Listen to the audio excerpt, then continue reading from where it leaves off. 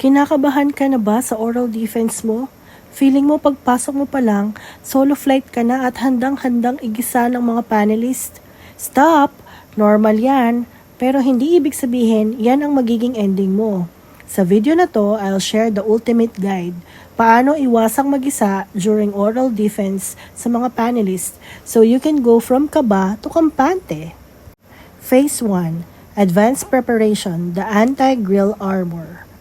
Focus on preparation that anticipates questions and builds confidence. Tip number 1. Know your baby inside out. Ang thesis mo parang anak mo. Ikaw ang gumawa, ikaw ang nagpalaki. Ibig sabihin, every single word from chapter 1 to recommendations, dapat alam mo. Huwag lang basa, intindihin mo. Practicein mo i-explain ang RRL mo in 3 sentences. Sagutin mo kung bakit yan ang methodology nyo and kung saan galing ang specific formulas ninyo. Tip number 2, the why of everything. Handaan mo ang mga bakit questions. Bakit yan ang scope and delimitation? Bakit qualitative ang approach nyo imbes na quantitative? Once you know the why, hindi ka na mag-scramble. You'll sound authoritative. Tip number 3, predict the attack. Mag-conduct kayo ng mock defense with people not in your group, or even better, with your advisor. Ask them to be brutal. Mas maigi nang ma-challenge ka ngayon para hindi ka na ma-surprise on the actual day. Phase 2, power presentation. Confidence on display. So you need to focus on delivery, visual aids, and managing the actual presentation. Tip number 4, design your slides for clarity, not clutter. Ang slides nyo, visual aid lang yan. Huwag mong gawing textbook. So you need to use keywords, graphs, and images para ikaw ang tignan ng panelist, hindi ang screen. Make sure readable ang font and the background is professional. Tip number 5, practice the transition flow. Ang defense, hindi lang recitation, dapat may flow. Pag transition ka from results to conclusion, dapat smooth yon. Practice this transition until it's natural. This shows you have a coherent understanding of your whole study.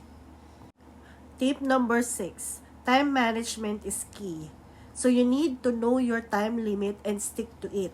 Kung 10 minutes lang ang presentation ninyo, practicein nyo na saktong 10 minutes tapos na rin kayo. Why?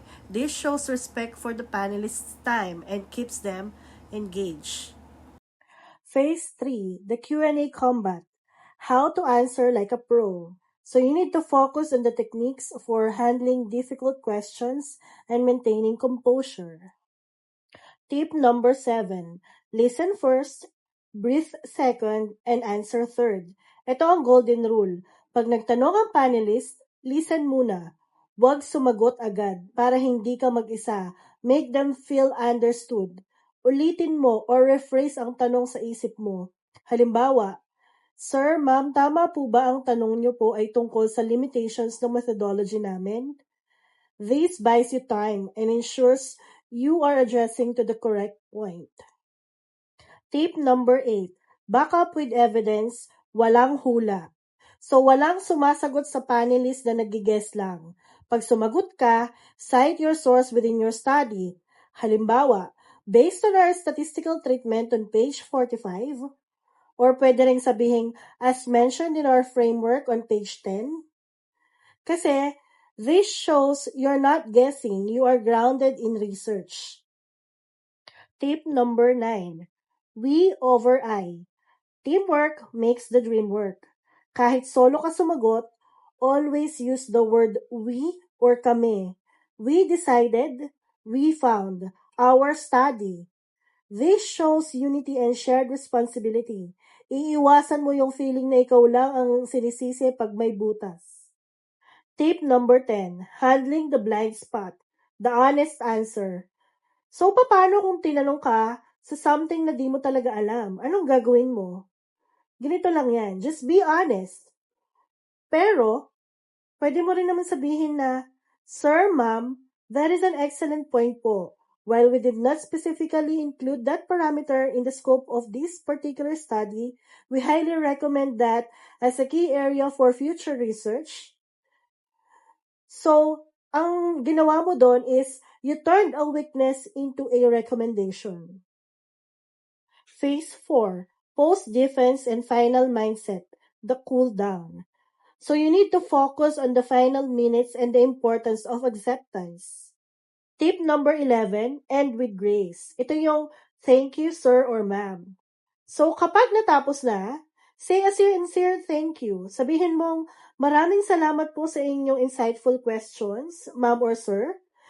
Sabihin nyo rin na, we will definitely consider all the points you raised for our final paper. So, bakit kailangan ganun? Kasi you need to leave a good final impression. For the final reminder, laging tandaan that defense is not a test to see if you are a genius. So, the defense is a test to see if you are a competent researcher. Ang goal ng panelist ay hindi para pahirapan ka, kundi tulungan ka para mas maging maganda yung research mo. Tandaan, you are the expert in your research. Huwag kang papag-isa. Trust your preparation. So, yun lang. Hopefully, marami kayong natutunan sa ating video for today. So, good luck, future researchers. I-apply mo lang yung tips na yan at I guarantee you, aalis ka sa defense room na triumphant at hindi traumatized. If this video helped you, please like and subscribe. What's the most frightening question you're expecting? Let me know in the comment section. Thank you!